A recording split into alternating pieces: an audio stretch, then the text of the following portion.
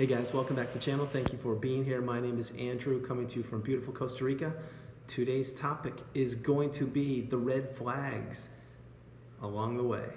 Yes, before we jump into that, remember, subscribe if you like the channel, if you like the content. Appreciate it. Guys, the red flags along the way of the narcissistic relationship.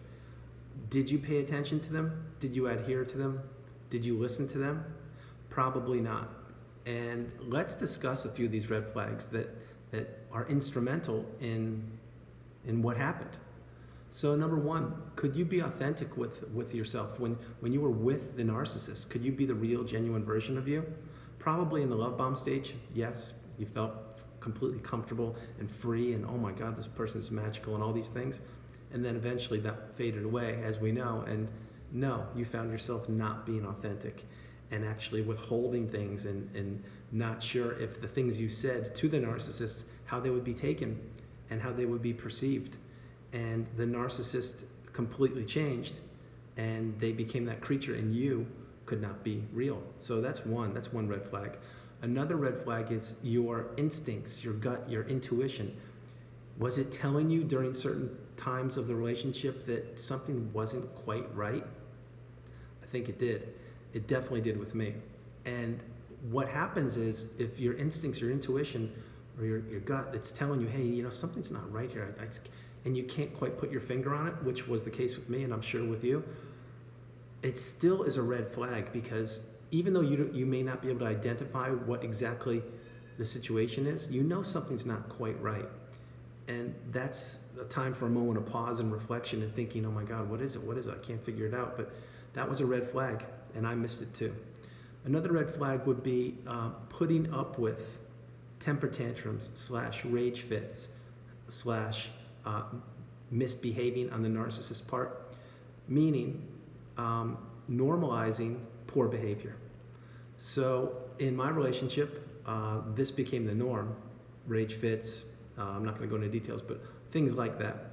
And that became normal, so I got accustomed to it. And I was like, okay, that's just the way it is. No, that's not the way it is. That's not how any human being should be behaving. Any adult should be behaving. There's no reason to have a rage fit. There's no reason to be behaving in that capacity. No matter what happens, it just, no. But that was a red flag for me, and I saw those early on, and I ignored them. Another red flag could be if you were being blamed for a lot of things, meaning you were late to pick somebody up, or you didn't do this, or you didn't do that, or you were being held accountable for things you didn't even know about. That's a big one also. That happened to me. All these things happened to me. But the point being that you found yourself making excuses for situations so the narcissistic relationship would be smoother. Of course, the narcissistic relationship is never smooth. It's always rocky, and it's up and down, and it's more down than up.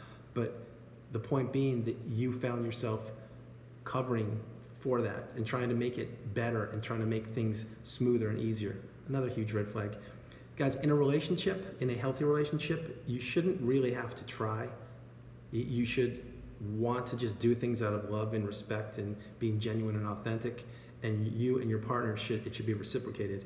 So if you find yourself like working and trying really hard to make the relationship work, and I don't care what relationship it is, it's probably not a good thing, because there are a couple reasons. One, if you are doing most of the work or all of the work and trying to put the relationship first, and you're trying to develop it and grow it, and you're putting all this effort into it, and the other person isn't, well, the other person mysteriously or miraculously isn't just going to change overnight and say, yeah, I'm going to put more effort into it too. It just doesn't happen.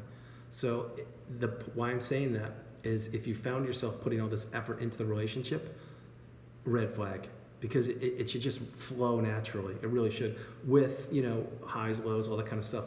But the highs and lows shouldn't be as frequently as they happen in a narcissistic relationship. So that's another red flag. Another one would be when you, with finances. So did you overspend? Did you overspend money on vacations, presents, gifts, trips, cars, rent, whatever it is? Did you overspend? You probably did. And that is another red flag. Again, it happened to me because I was just thinking, yeah, okay, well, I'm going to spend what I have, and the narcissist will do the same, and we're on the same path. We weren't, never were, and I'm sure you guys understand what I'm talking about. The narcissist will just continue to take, and finances is another thing. So that's a red flag. Another red flag would be, let's say you're home, and the narcissist walks in the door, and you're not sure what's going on. Like, are they going to be in good mood today? Are they not? High, low, up, down, in, out.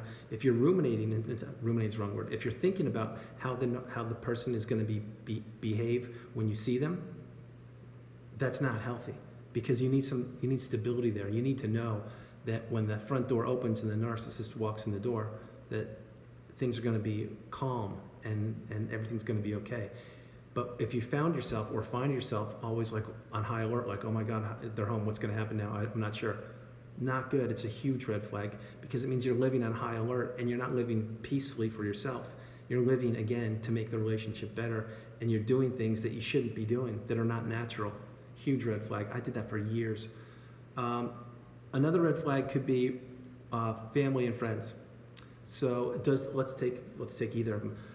Did the narcissist, let's just say that, did the narcissist isolate people, like ostracize them and basically kick them out of the family for, let's say, a year, which happened in my relationship?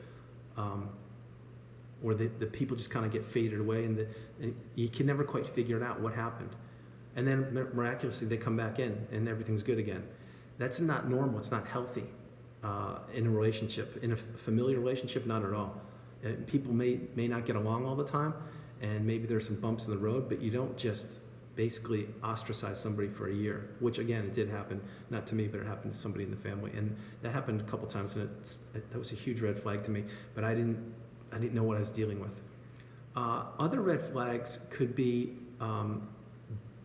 business. Is the person you're with or were with, do they always have all these great ideas like, hey, I want to do this month, I want to do that next month, let's do this, that, and they can never be consistent. They can never focus on one thing. And that would be like with businesses and things, opportunities to make money.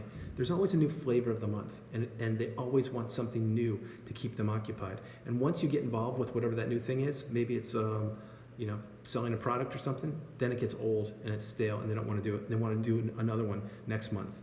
Or let's say a gym membership. You get a gym membership, and I'm going to work out today, it's going to be great. And then they do it for a couple weeks, and no, I'll lose interest. If those kind of things kept happening in the relationship, again, there's something not right there. And you may just say, well, wait, people, maybe the person we're talking about just didn't find the right thing yet. No, that's really not the case. Because when you try dozens and dozens of things, some should stick, and they should become part of your workflow, meaning business or exercise, things like that. But red flags were everywhere. And looking back, if you're being honest and authentic to yourself, I'm sure you saw red flags all over the place. You just didn't act on them. I know I didn't act on them. And the red flags were there for a purpose, and the purpose was to let you know something was wrong. And many things were wrong when you were in a narcissistic relationship. Virtually everything was wrong. And you're the one that ended up paying the price, the ultimate price. But now here you are, you're out and you're stronger and you're better. So that's great, that's fantastic, that's what we want.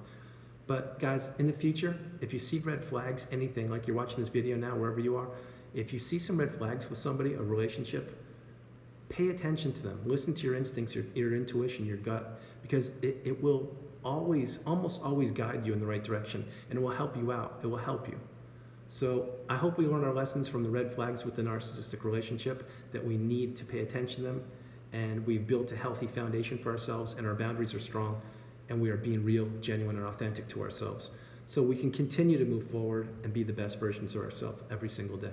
Guys, I hope you liked the video. I love doing it. God bless you from beautiful Costa Rica. This is Andrew, and I will talk to you soon. Remember, pay attention to the red flags. Pay attention. I love you guys. Bye-bye.